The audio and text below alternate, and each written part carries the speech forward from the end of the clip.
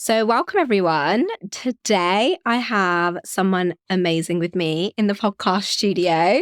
I have the phenomenal Ramona from Rani Co. So, Ramona is a visionary founder of Rani Co. Jewellery, and she drew inspiration from her personal experiences, feminist ideals, and passion for empowerment. From an early age, Ramona admired the strength and resilience of the formidable women around her, even as she grappled with the subtle and profound ways society treated women differently. At 7, she faced her first experience of sexual assault, sparking a lifelong curiosity about societal perceptions of women. In 2020, from her childhood bedroom, Rani Co. Jewellery was born, blending her passion for feminism with her frustration at its misrepresentation. Now, with over 180,000 followers on social media, features in more than 10 reputable magazines, and celebrities like April Rose, Peggy, and Amy Lou Wood wearing her pieces, Rani Co. stands as a testament to womanhood, resilience, and boundless power. Oh, wow. What an intro. Thank you. It's just honestly so amazing to have you here, Ramona. Thank you for asking me. I've been watching your brand for a while now, and I've seen it exploding online. And obviously you run a product-based business and jewelry, which is historically people see as a really difficult market to crack. Yeah. And obviously your business is doing incredibly well. And I think I was just really taken back by your story, your sexual assault story, and you as an Asian woman, being really open and honest and vulnerable about that, because so many people don't. Yeah. So let's go back to the beginning then. So how was growing up for you? I had a great childhood. It was amazing. I went to a good school, went to good university, had a great education, went to school where they had all the sports, all the extracurricular activities. So I was in all my sport teams. I was always busy. I had a great upbringing, but I do remember that I was very anxious when I was younger. And I really didn't enjoy school. I really did not enjoy it. Yeah. The teachers weren't very nice to me or my sister. But apart from that, honestly, no complaints. I've been very, very lucky, and I'm aware of how lucky I am. Yeah, I think there's just so many stories like that, isn't there, for Asian women? When they're growing up, they don't like school, or they feel different. It's not so much that. It's that I went to a private school, but I found that at my school, they had their favourites. And if you weren't a favourite, they would really pick on you. Wow. And I think for a private school, that's not what you expect when your parents are paying so much. So I think that was very disappointing. Yeah. But me and my sister were so quiet at school. We never put our hand up in class or anything, but still did well. Yeah. Turned out all right. That's amazing. Yeah. And you said, obviously, when was your sexual assault experience? Was that in childhood, or was that in your teenage years? So there's 2 experiences, actually. There's one in childhood, which I've been open about. There was another experience when I think I was around 18. I haven't spoken about that online, and to be honest, I don't think I ever will. Just because for me, I was in a really bad place, and it involves people I don't really want to get involved with again. So I think I just want to leave that in the past. But the experience I had when I was around 7 years old, I've been very open about that. But it was really interesting because, so for those who don't know what happened, basically I went to a fun fair with my friends, and one of the mums came with us, and my friends went on a ride. I don't like rides. So I just took all their belongings and I stood next to the mum, and we were just watching them on this ride. And then I felt someone touch me from behind, and I was like, this is weird. And it was like a groping sensation. And I was petrified, my body just froze. And I was too scared to turn around. But by the time I did turn around, there was no one there. And the rest of the day, I was just silent. I didn't understand what had happened, but I knew it was wrong. And then mum came and picked me up. She's like, how was your day? And I was like, yeah, fine. And then I was just silent for the rest of the day. But what's really interesting is that I actually forgot that happened for 17 years or something. It was only when my friend told me that she's going to therapy for a sexual assault experience she had when she was really young. And what triggered her memory was the whole Harvey Weinstein thing coming out in the news. And then when she told me that, it triggered my memory of what happened. And then a few years later, it triggered another memory of what happened to me when I was 18 years old. And then I went to therapy for that because I knew what happened was wrong, but I didn't understand it. So I told the therapist, like, this is what happened. And they said to me, they explained, this is what's happened. And I was like, no, that doesn't happen to people like me. I'm just a normal person. She's like, no, if your friend said to you, they had the same experience as you, would you say that this sexual assault experience? I was like, yeah, I would actually. She's like, that's what's happened to you. Call it what you want. That's what's happened to you. So I think it took me a while to process what happened when I was 18 years old. And even now I'm still like processing it. But yeah, what happened when I was younger, it's sad, but it happens to so many children, girls and boys. And I actually think fun fairs are a very common place for that to happen. So every time I see a fun fair, I get a bit like, don't like it. But yeah. That's really sad. And I think it was obviously so common as well, Yeah, especially in like the era we were growing up. Like, it was just in a way, like a really horrible way, but like it was kind of like normalized as well. It was. And like, it's just fine. People just do that. But obviously it was never fine. No, it was never fine. But I think because it was so normalized from a very young age, I was always like, this is wrong. Mm-hmm. And it made me really angry. And I was very sensitive towards that. So I didn't like how I was viewed by society. The first time I was catcalled, I was 12 years old. Like, come on. I was a child. And girls are sexualized from, the average age is actually 12 years old for girls. And they're sexualized from such a young age. And I actually thought to myself, well, if I get good grades, maybe I'll get respect. And I got good grades. And you still get treated like trash or like an object. And I was like, oh, this is actually how society views women. And this is really rubbish. And yeah, it's so frustrating.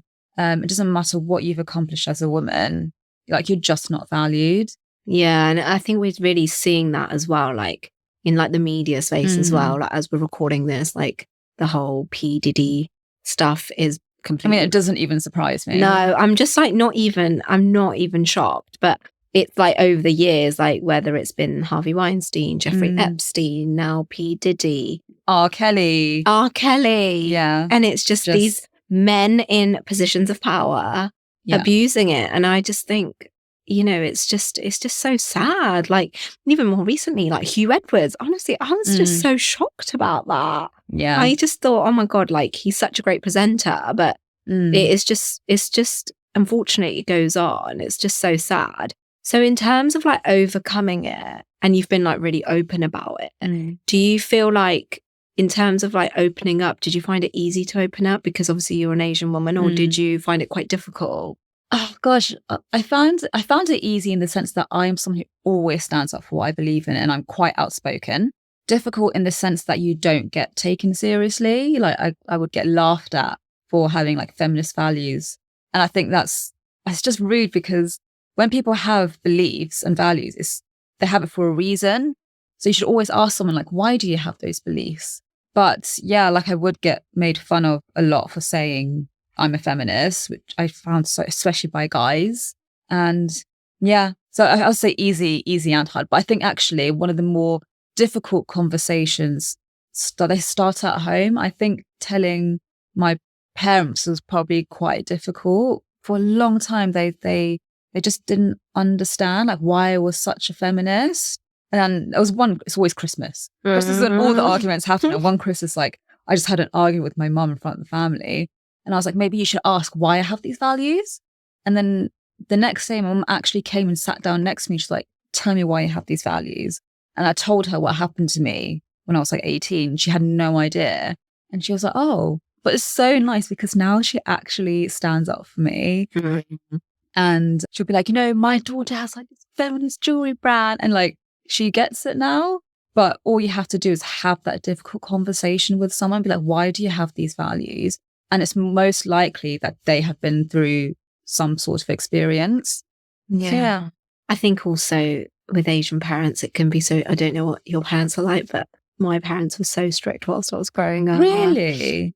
And now it's like the complete opposite. Like, my mum thinks like, I mean, she always obviously loved me, but now she just, anything I say, she like really agrees with me literally on everything. Oh, really? Okay, I didn't have that. Literally, my mum is like my best supporter. But as we were growing up, obviously I grew up in a really strict Punjabi Sikh family. Okay. Like, it was honestly like, it was so so strict, so restricting. Yeah. So I think that's why I kind of became a feminist as well, because of like being restricted at a young age. Yeah. And I think it's not easy growing up in an Asian culture. No, I mean, I'm quite lucky my parents weren't strict, but one of the things I love about feminism is that you really have to unlearn the things you've been taught from a young age. We're taught stereotypes from a very young age. Like me and my sister, we were kind of brought up to be like well behaved and like serve everyone tea when they come, just stuff like that. And it gets to a point where it's actually, it was at university, I really started challenging what I was taught growing up. Yeah. And I was like, oh, actually, I have very different beliefs to what my parents have and my family has. And then you kind of come into your own person, you unlearn all these stereotypes. I still find myself getting like saying unfeministy things sometimes, like, whoa, Ramona, I can't believe you just said that. But I'm like, okay, still got some things to unlearn. Like I was at the gym recently and I moved all this heavy equipment and to put, because I was doing some exercise, and it took me like 5 minutes to get it all set up. And this man comes and he's like, I want to use the machine. Can you move your stuff? And I was like, yeah, sure. Sorry, I'll move it. Then afterwards, I was like, why was I so accommodating to him? But we've been raised to be accommodating to other people. And I was so annoyed at myself after. I was like, why did I just do that? I was like, okay, man, we've still got some things to unlearn. Yeah. So, yeah. That's so true. And the like over apologizing as well, Yeah, right? it's so bad. I'm always like that. I'm like, Yeah. I'm sorry. And, literally. And it's just so hard, like not to be like that. Yeah. You know? So let's go back to your business. So you actually started like officially, I guess, in 2017, right? Yeah. So just explain a little bit what happened between 2017 and 2020. Okay, so 2017, Rani Co started as a feminist slogan clothing brand. It was just a hot mess. So I got really annoyed how all the fast fashion brands like Misguided had their own like girl club, girl gang t-shirts. I'm like, that's not what feminism is. And I wanted to create something that actually really remembers feminists like Frida Kahlo, Ruth Bader Ginsburg, like people who really, or women who really like fought for our rights and spoke up. And that's what I wanted to create. So I had slogan tops with God, I don't even remember now, like a Maya Angelou quote, for example. And I was also selling bits of wholesale jewelry on the side. Like none of it made sense. I was just very confused. And I hated being in a 9-to-5. I was like, I want to have my own thing and just be in control of my time. So yeah, the first 3 years, the business was not growing. Like it was just either making a loss or breaking even. It was a mess. And then I was talking to a friend at the time and he was like, you need to become a jewelry brand because the figures aren't making sense. The jewelry's selling more and it's more profitable.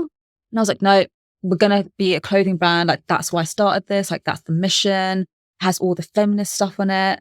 And then I got to a point where I was like, actually, I really believe in the brand values. This business is not working. It has to change.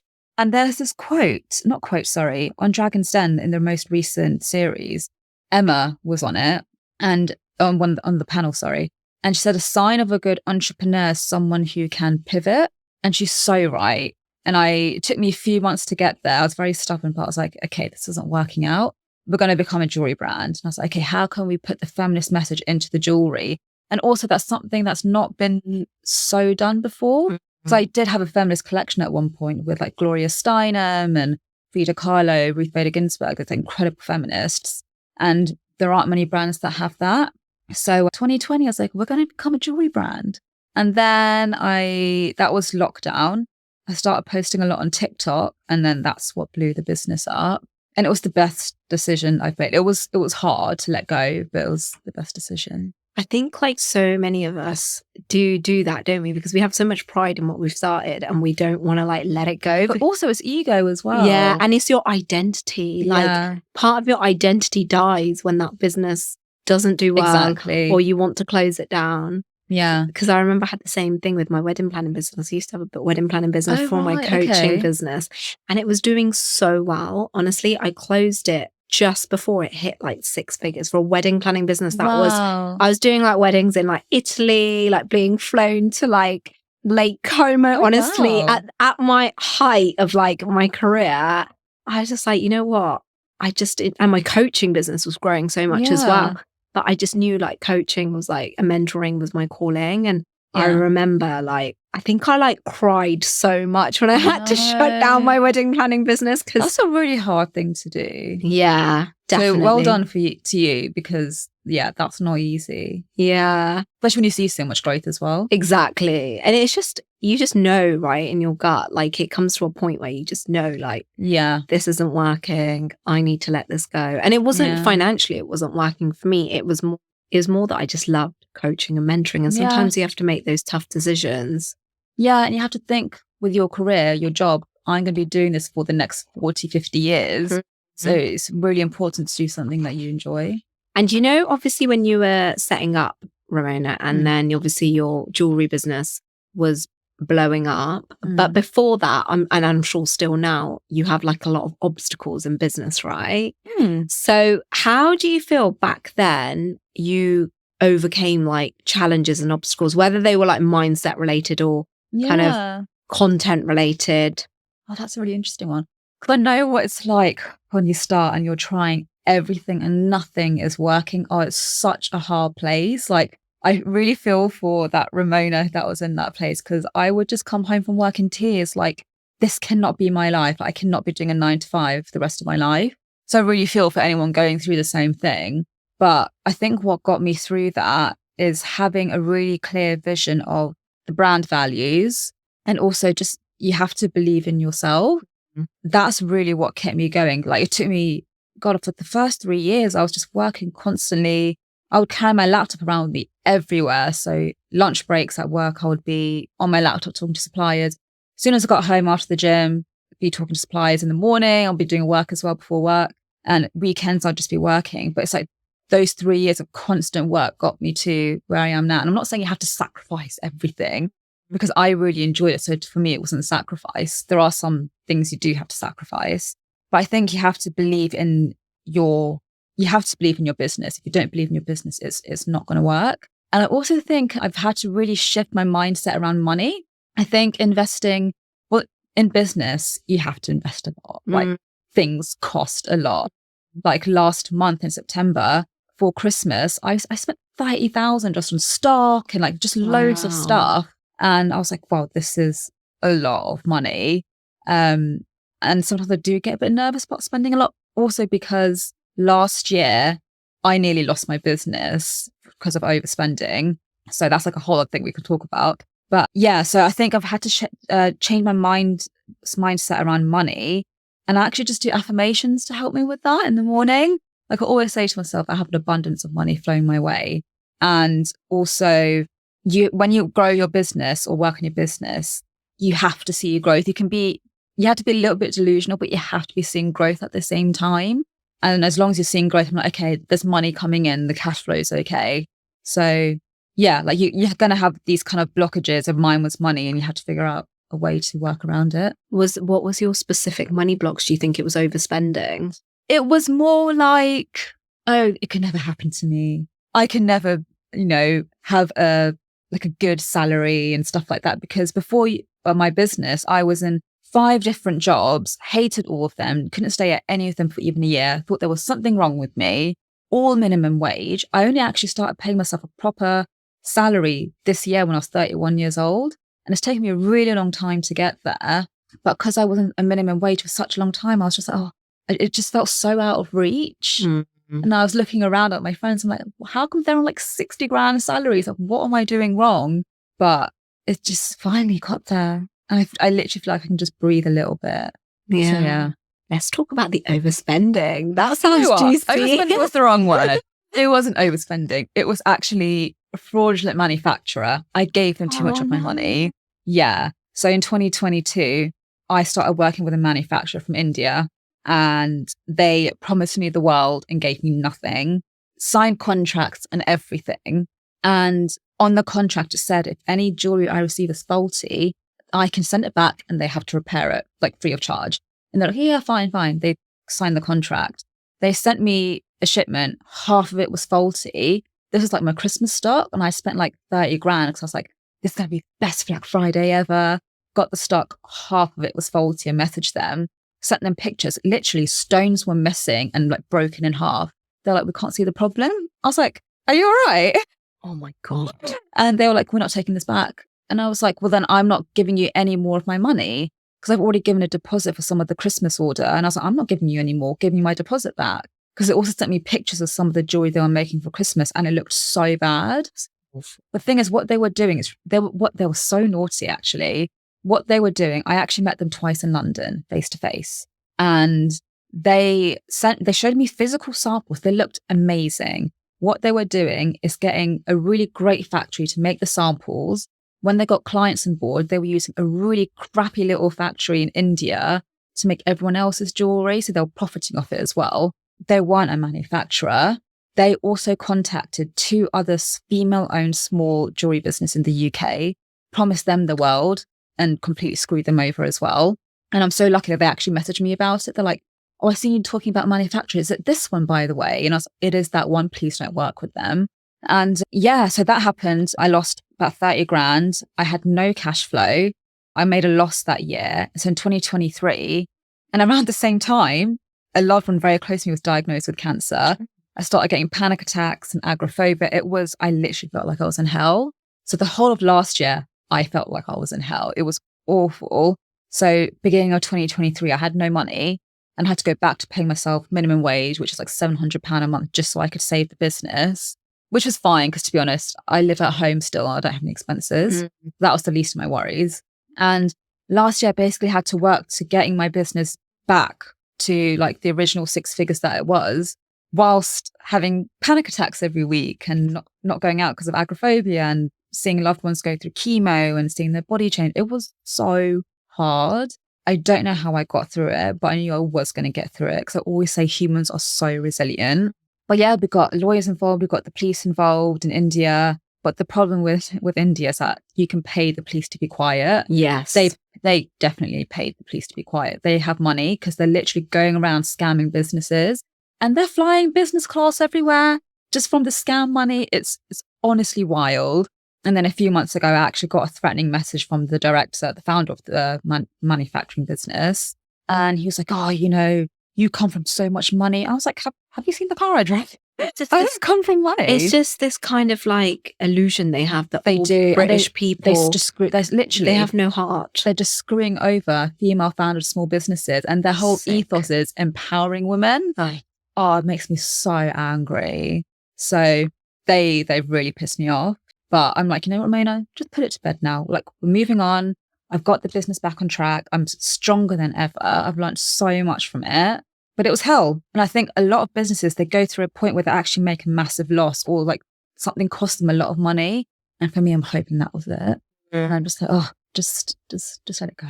I agree. And I think it's so great that you're talking about this because so many people don't talk about it. Yeah. And so many people just, especially on social media, it's so easy to like just think everyone's business is like crushing it. But it's not true. You don't know what's going on behind the scenes. No. And even like, I remember when I invested in Facebook ads, probably like 2019. Yeah. And I lost I just chose the wrong person to run my ads. And it was all so the many wrong people have that experience. It was all the wrong leads. Yeah. And it was like I did make some money back from it, but the original spend was like £3,000. I mean, it's not loads, but still, that's a lot for a small business. Yeah. And there's, I think, especially in business as well, like, I think not losing money as in let's normalize losing lots of money, but there will be time. If you're like taking risks, if you're growing and you're investing, there's going to be a point where you don't, you just don't make a good investment or your judgment gets the better of you or something happens. Yeah. And I think so many people just don't talk about that. No, I mean, I've definitely made bad choices and it's like, okay, I've learned from that. We're not going to do that again.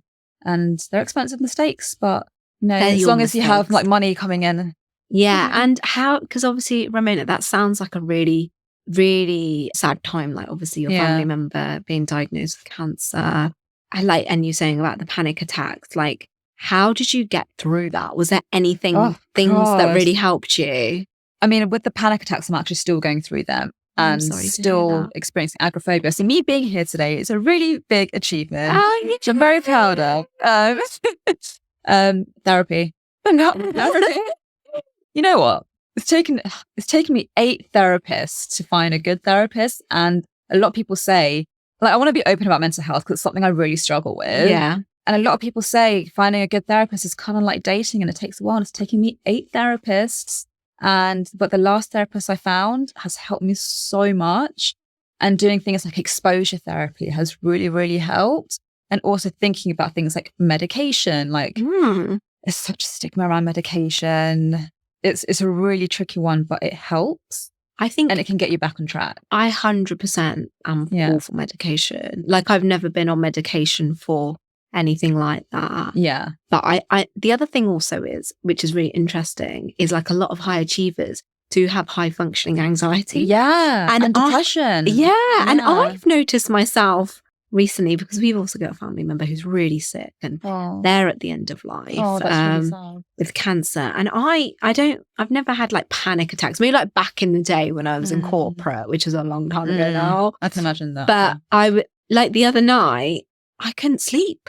I was just, and this is the first time it's happened in a long time. And I remember one of my friends who's very, very like high achieving. She's like most high achievers in business. Wow. Have high functioning anxiety. Because if you think about it, we are doing so well because we are like operating on a kind of different nervous system level.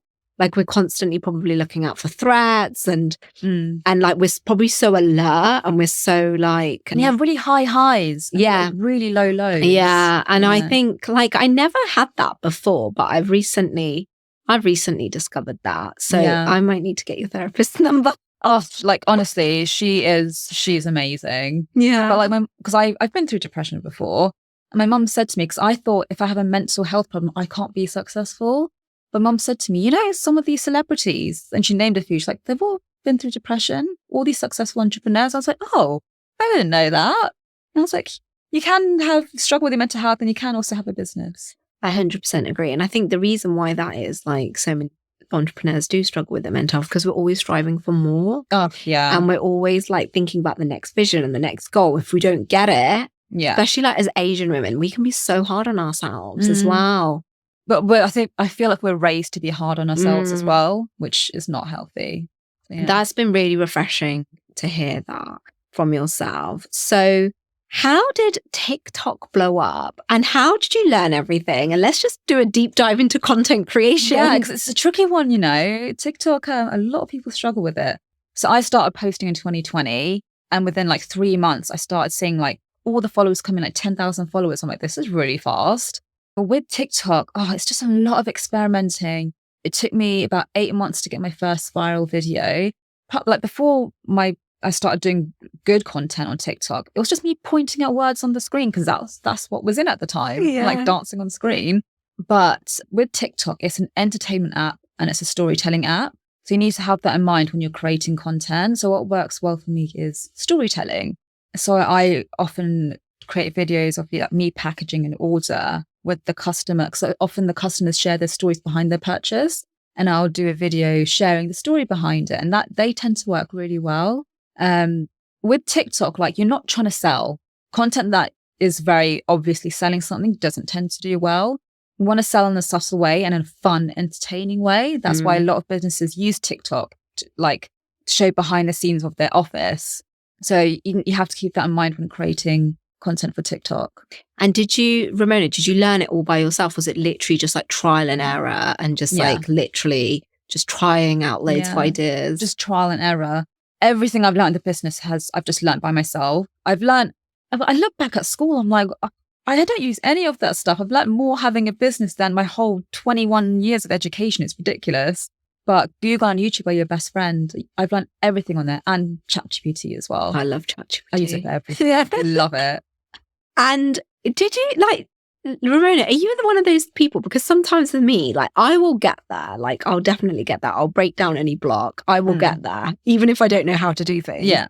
But there has been a tendency in the past, not so much now, but in the past, like when things got a little bit hard, I would be like, oh, can't do it. And then I'll be like, no, this is the blocks. This is what you have to overcome. But so many people give up when they get to that block. They're just literally like, I can't do it. So has there been like a mindset that has kept you going?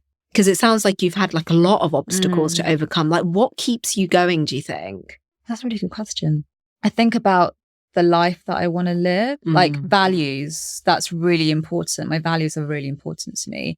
I want to have a very exciting, fulfilled and fun, non-average life. And so I have to do things that people have never done before. So I think that's what keeps me going.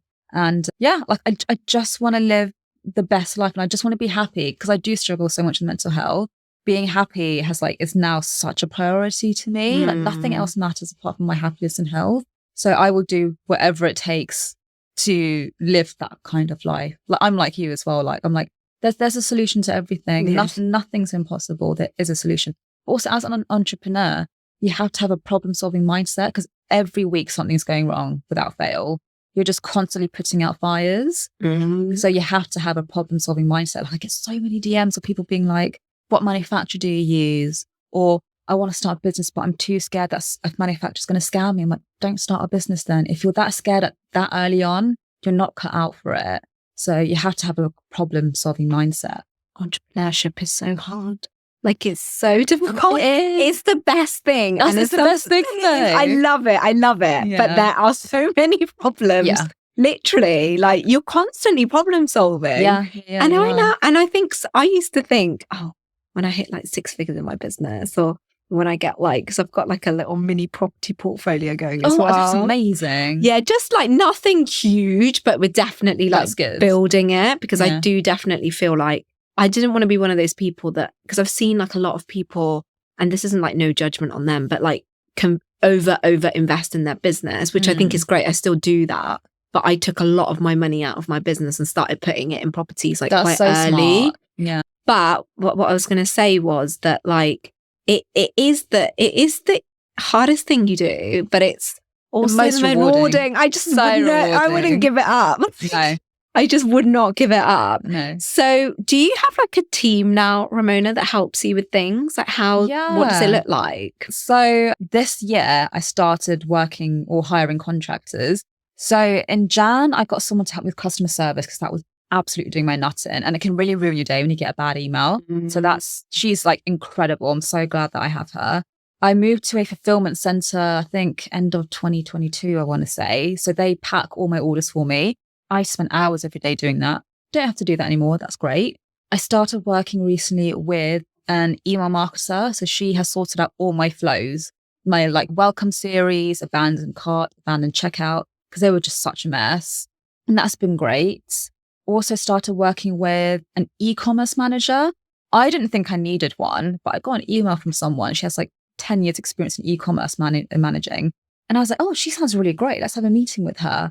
And I'm so glad that I'm working with her. It's just opened up my eyes to so many things in business. And I feel like the business actually has a strategy now. Before it was a bit like you kind of wing it for a long time. Yeah. But you have to have a plan in place. Like for Black Friday and Christmas, she's helped me calculate how much stock I actually need. Because in the past, it's been a bit of a guessing game. But I know exactly how much I need, which has been amazing. We've also gone through like a profit and loss and like planning, budgeting. And then I've also started working with a content strategist about a month or so ago. She helps me create. So she actually does the creatives for ads, like Instagram ads. And it's incredible. I was doing them myself before and it started great. It was going down a bit. I was like, actually, I need help with this. And I don't know how she does it. She just creates these really great images for ads. And I also actually did an ads course this year. So I was like, if I want to get my business to the next level, because it was kind of turning over the same amount every year, every month for a year. I was like, okay, like we need to just get to the next level now. We need to spend money. I did an ads course, which cost me it was $10,000. Wow. Yeah. But it actually works out cheaper than getting an agency to do it. That's so true. So I was like, I'd rather spend the money, teach myself. So when it does come to hiring someone, I know what questions to ask them, because ads is just a whole other thing. Like, I don't know how they work. But now I understand it. So when I actually interviewed the content strategist, I asked her all the technical questions. I was like, oh, I know the answers to these. So yeah, that really helps. I love that. And have you found, like I have found for me, building a team for me has been the hardest. Oh, it's so hard. It's so hard. Yeah, because I don't like giving up control. Same. I can do it better than everyone else, which is not true.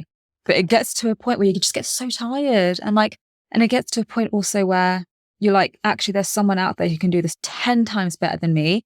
when you invest in people, like money wise, it's a bit scary. Like, can I actually afford to pay them? But then you see the return and you see the growth from it. It's like, oh, like actually you do need a team. Yeah. So, yeah.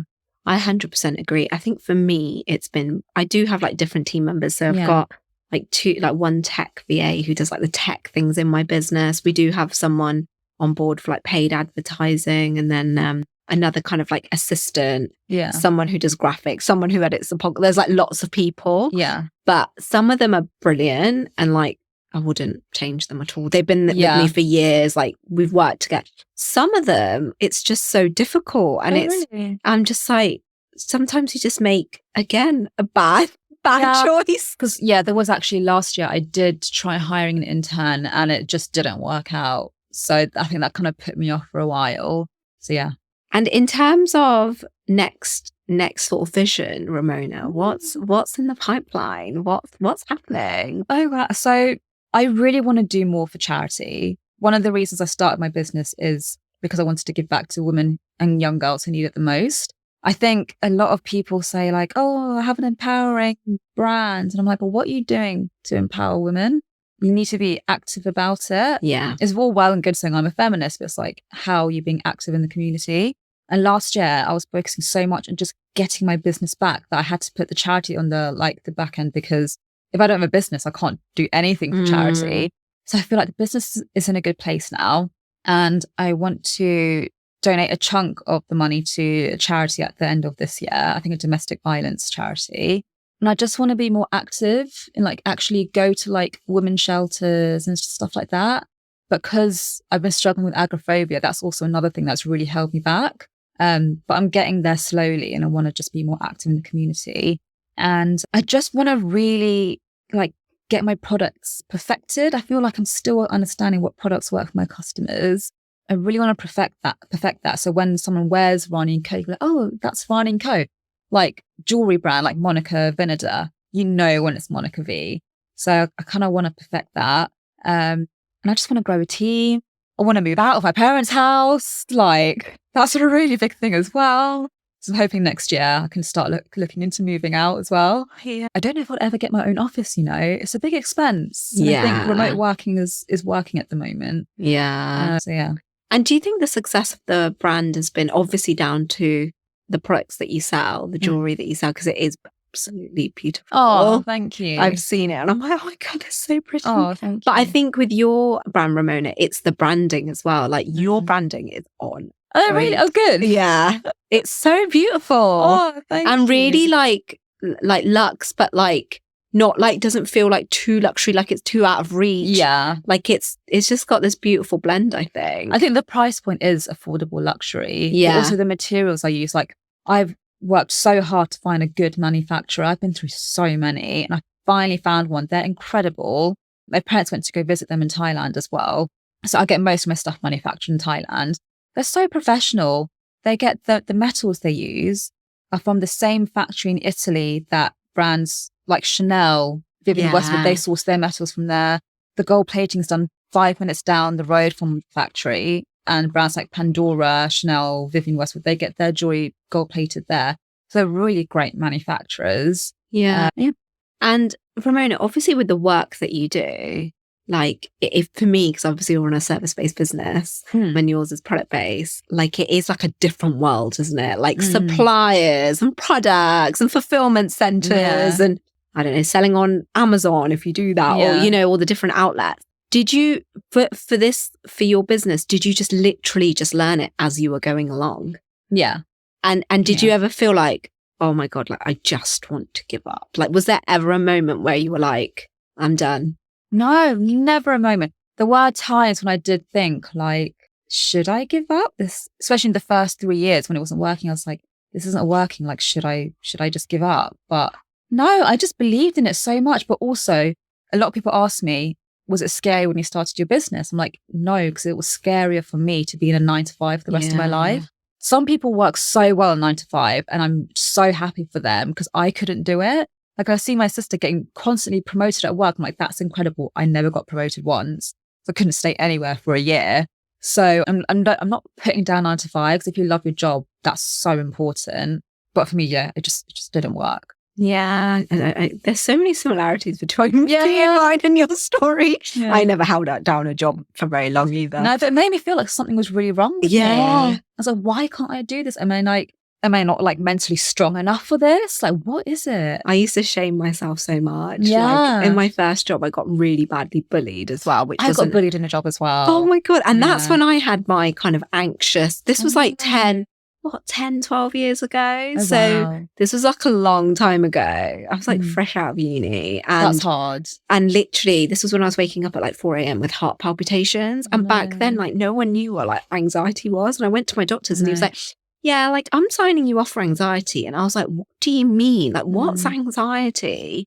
Because I wasn't eating. It was awful. Yeah. You know, it's not. It's awful. Yeah. So Ramona, what kind of tips would you give to anyone that's like starting their business, but also like scaling their business as well? Oh, I think starting the business, again, Google, YouTube, ChatGPT, they are your best friends. You learn everything from that. But also networking is really important because it is quite lonely doing everything yourself. But what helps me is making friends with people in business. You get to have those business chats, you get to bounce ideas off each other, and you just get to help each other. Like, I don't like it when you see entrepreneurs, they just gatekeep everything. They're not willing to help others. I'm like, but why? Like, there's room for all of us to grow. 100%. So make sure you make friends in business and network and just get out there. In terms of scaling, I would say don't be afraid to spend a bit of money. Like, understand what the risks and rewards are of it, but don't be afraid to spend a bit of money. Yeah, don't be afraid to spend money. And I was saying that a lot of people think that they need to go into ads straight away, but I would recommend not doing that. Try to get as much organic traffic as you can, mostly through social media. Then people say, but I don't know what kind of content to create. You have to experiment because different things work for different businesses. To try and get as much organic traffic as you can, and then go into ads. Like, it's taken me 3 years to finally invest in ads. And I know other businesses it's also taken them 3 years to do that because it just require money, ads. So I think scaling, do it slowly and gradually though, because businesses that grow very fast, very quickly, they really struggle. And that's when they just can go bankrupt or like, it's just too stressful. So slow, gradual growth is actually better. And I know we were talking a little bit about content creation earlier, and you were saying like obviously you spend quite a lot of time on content. So how do you find the time to do it all? Because I guess you're, you know, like today it's a Friday, you're doing meetings. I'm like that as well. Like before I got here, I was like on my laptop this morning, like, you know, then you have meetings and I have clients. And obviously with you, you've got your other work to do. So I know content's really important, but how do you always prioritize content, I guess? So on every Sunday, I schedule my Instagram for the week. So I know what posts are going out every day. I do 2 posts a day, 1 carousel, 1 reel. Although I am trying to test just doing 1 post a day. Not sure how I feel about that though. But yeah, I don't know. It's different. So that's what I do with Instagram. That really helps. I also have content pillars that I use for Instagram. So it's like promote, educate, entertain, inspire. And I can't remember the other one. And I just write a whole list of ideas. And I just pick the ideas that I like and I just schedule that for the week. So that really helps. With TikTok's a difficult one because it's such a reactive platform and like the trends are changing like every week. So I set aside 2 hours every day to film TikToks and edit them. And you should really be posting 3 times a day on TikTok. Wow. It's a lot, but I only do twice because I just don't have the time. And there are days now where I just don't post at all because I'm like, I'm just human. I don't like it when I get so caught up on the content. I get really stressed out. I'm like, you know what, Mona, if you're tired, don't post. Yeah. Like, it's fine. And I think investing in ads this year has really helped with that because before I had to keep showing up on social media. And if I didn't show up for like a week, my sales would go down. But investing in ads has helped me to, if I do want to take that break from social media, I still get sales coming in. So that's been very helpful.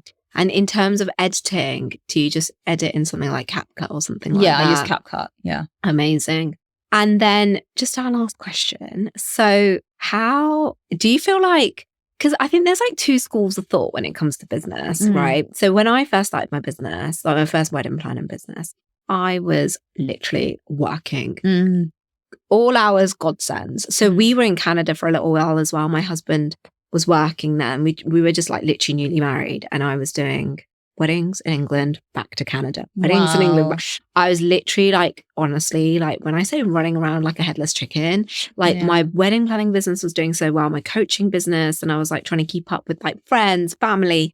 And I think that was the start of like my health issues, because then a few years later I got diagnosed with like PCOS and all these other things. No, that's hard. Yeah. So, but now I'm in this school of thought where like I still work pretty hard. And in the last year, to be really honest, because I had like a couple of family deaths and a couple of really horrible things happened, I did like chill for a bit. Yeah, I did that. And this year, it's been like the first part of the year was really like deep, like going all in. Then over summer I chilled for a bit, and now we're kind of ramping it up for Q4 going into 2025.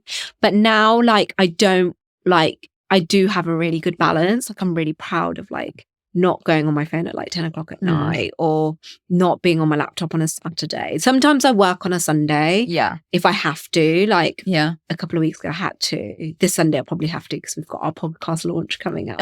Oh. Yes, yeah. So how does that work for you? Do you think like that? Not so much balance, I guess, but the blend. Oh, there is no balance. Yeah. It's really bad.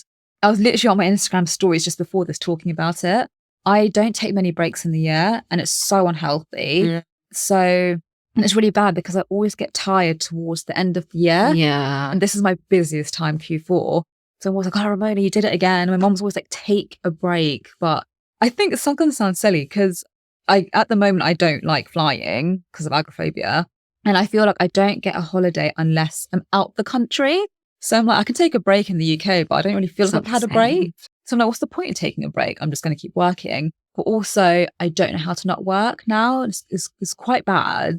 I work 6 days a week, and then I work like 12 hours a day. Wow. But this week I've been feeling really overworked. Like your motivation goes down. I'm like, what's the point? Like I need to go out and I needed some fun in my life. Then it gets to that point. So I think maybe I'll take like a day off next week and get my hair cut or something like that. Like even today I'm going to go and work after, but I'm just going to like do some like chilled work. But I don't think you really have a balance for the first however many years, if I'm being honest with you. No. But I think as long as you enjoy what you do, that's really important, and that keeps you going. Yeah, I actually can't give advice on balance because I have no balance, and it's really unhealthy. Yeah. I think we're all going to get there. It's all going to be good. It is difficult, but I think for me, what I've learned is like, I have to regulate my nervous system. Yeah. Like I get if I'm too involved in work, it can unregulate my nervous system. I get that. But I constantly think about my work. So even like on a Saturday, that's the thing. I'm like, I could do that. Like it's because we love what we do. I have to force myself not to work. Yeah. I'm like, okay, we're going to go for a walk. Then we're going to read. And like when I do relax, I'm like, how can I relax productively? I was like, oh, Ramona, come on, just give it a break. Like it's so bad. But also when you are on holiday, you think about work. Yeah. Like that's just the nature of having a business. But sometimes I think when I have like an actual team, it will help because then I can walk away for like a few weeks knowing that the work is still going on in the background. But if I walk away now for a week, no one's posting on social media, that's an issue.